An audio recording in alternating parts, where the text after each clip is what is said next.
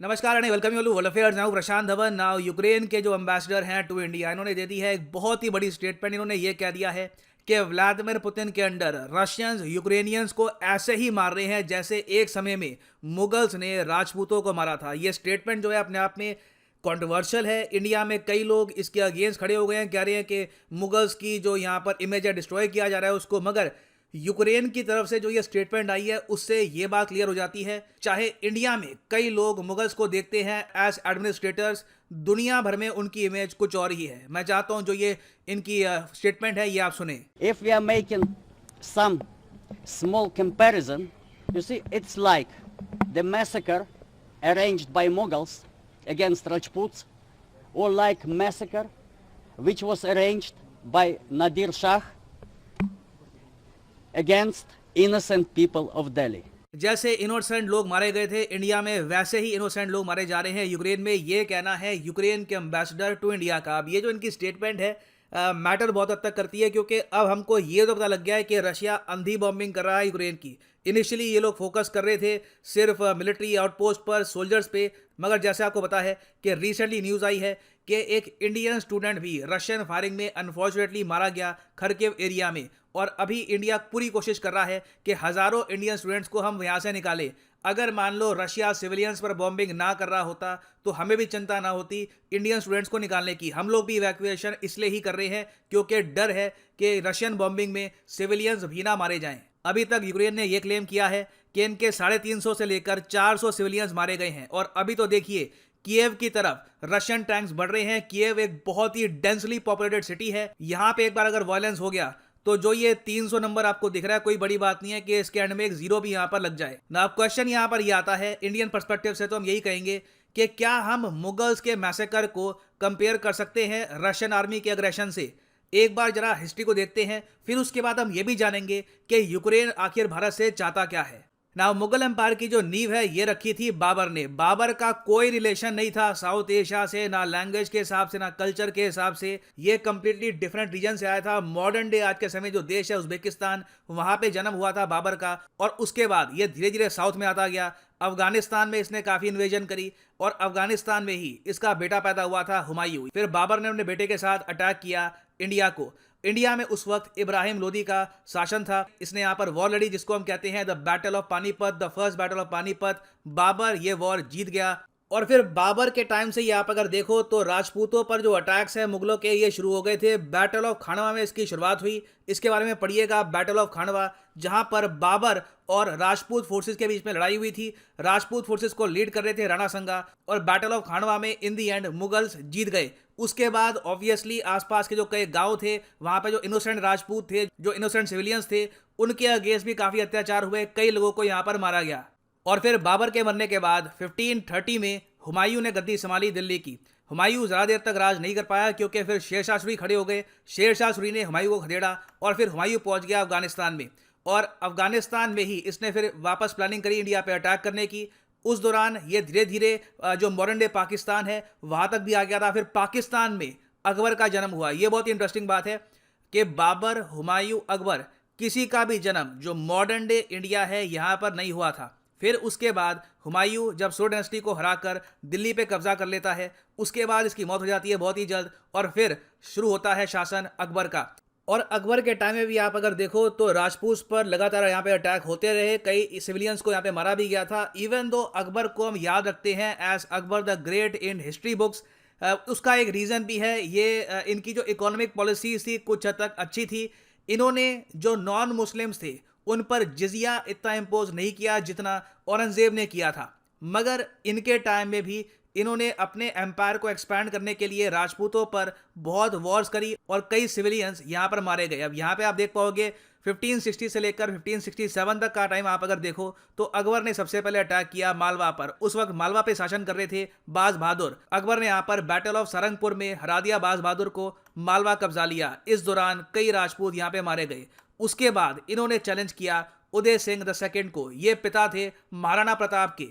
अकबर ने अटैक किया Uday Singh the second को और चित्तौड़ का जो फोर्ट है अकबर ने ये यहाँ पर कब्जा लिया। यहाँ पे आप देख पाएंगे इस तरीके से अकबर ने अटैक किया। चित्तौड़ का फोर्ट यहाँ पे कब्जा लिया। और ये देखकर जो बची हुई राजपूत स्टेट्स थी, जो वायलेंस था मुगल्स का, ये देखकर इन्होंने कहा कि अभी के लिए फायदा नहीं है इनसे लड़ने का, अगर चित्तौड़ को ये लोग कब्जा सकते हैं तो हमको भी कब्जा लेंगे। तो इस वजह से कई राजपूत स्टेट्स ने यहाँ पर सरेंडर भी कर दिया था। ऑफ कोर्स बाद में फाइनली अकबर को चुनौती मिली जब महाराणा प्रताप ने पावर संभाली, मगर यूक्रेन के एम्बेसडर यहाँ पर गलत बिल्कुल नहीं कह रहे कि बिल्कुल मुगलों ने बहुत ज़्यादा वायलेंस किया था अगेंस्ट राजपूत। और मैं यहाँ पर यह भी क्लियर कर दूं, राजपूत सिर्फ हिंदू नहीं होते, राजपूत आपको मुस्लिम भी मिलेंगे, राजपूत आपको वेरियस रीजन में मिलेंगे। आज भी आप देखोगे पाकिस्तान में कई लोग हैं जिनका पूरा नाम आप अगर देखोगे तो कहीं ना कहीं आपको राजपूत सरनेम भी मिलेगा। नाउ अकबर की रेन के बाद जो सबसे ज़्यादा अत्याचार किए थे नॉन मुस्लिम्स पर, राजपूत पर, तो वो एम्परर था औरंगजेब। यहाँ पे आप देखोगे अकबर के बाद इनके बेटे जहांगीर आए, फिर शाहजहाँ आए और उसके बाद आया यहाँ पर औरंगजेब।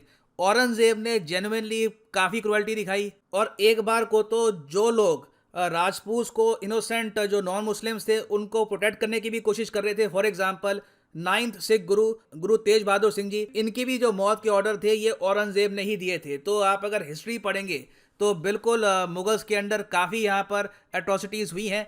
मगर ये मेरे ख्याल से ठीक नहीं होगा कि आज के समय जो यूक्रेन में रशिया कर रहा है उसको आप कंपेयर करोगे मुगल के अटैक से। मुगल्स के जो अटैक थे ऑल टुगेदर मैं कहूँगा बहुत वायलेंट थे, इसमें कई ज़्यादा लोग मारे गए हैं। उसके अलावा याद रखिएगा जो अर्ली मुगल्स थे, एटलीस्ट आप कह सकते हैं बाबर से लेकर हुमायूं तक, ये कंप्लीटली फॉरेनर से, इनका कोई रिलेशन नहीं था सब कॉन्टिनेंट से। जबकि आप अगर देखो रशियंस और यूक्रेनियंस को तो कल्चरली बहुत हद तक सिमिलर हैं, एक दूसरे की भाषा समझ लेते हैं, खाना एक जगह खाते हैं, रिलीजन यहाँ पर बिल्कुल सेम है। तो यूक्रेन के एम्बेसडर यहाँ पर जो कंपैरिजन कर रहे हैं मेरे हिसाब से कुछ हद तक फ्लॉड है। अगर इनको कंपैरिजन करना था तो शायद यहाँ पर ये कर सकते थे कि जब रशिया ने अटैक किया था जॉर्जिया को, या फिर जब रशिया ने लिथुआनिया को अटैक किया था, वैसा कुछ कंपैरिजन समझ में आता है। This comparison according to me is not right. मगर ऑब्वियसली देखिए यूक्रेन के एम्बेसडर का मेन ऑब्जेक्टिव यहाँ पर है कि इंडिया यूएन की जनरल असेंबली में जो वोटिंग होनी है वहाँ पर एक बार रशिया के अगेंस्ट वोट कर दे, ताकि ये दिख जाए कि रशिया बिल्कुल आइसोलेट हो चुका है दुनिया में।